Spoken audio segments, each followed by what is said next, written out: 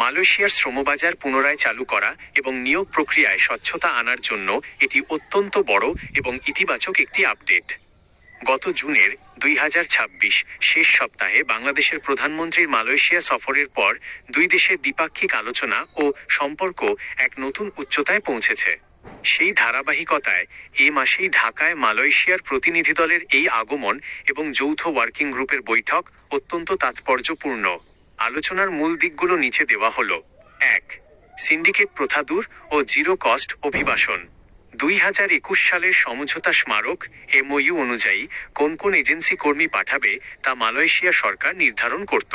এর সুযোগ নিয়ে একটি প্রভাবশালী সিন্ডিকেট পুরো বাজার নিয়ন্ত্রণ করায় অভিবাসন ব্যয় আকাশচুম্বী হয়ে গিয়েছিল। বাংলাদেশ সরকার এবার সব অনুমোদিত এজেন্সির জন্য বাজার উন্মুক্ত করার মুক্ত বা সিন্ডিকেট মুক্ত বাজার এবং মালয়েশিয়ার প্রধানমন্ত্রীর পূর্ব প্রতিশ্রুতি অনুযায়ী জিরো মাইগ্রেশন কস্ট বা শূন্য অভিবাসন ব্যয়ে কর্মী পাঠানোর বিষয়টি চূড়ান্ত করতে জোর আলোচনা করবে। 2. কর্মী নিয়োগের নতুন ফ্রেমওয়ার্ক।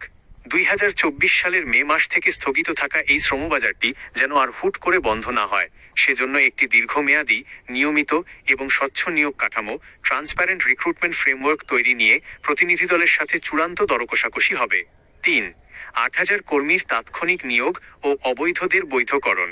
সাম্প্রতিক শীর্ষ বৈঠকে মালয়েশিয়ার প্রধানমন্ত্রী তাৎক্ষণিকভাবে 8,000 বাংলাদেশি কর্মী নিয়োগের আশ্বাস দিয়েছেন।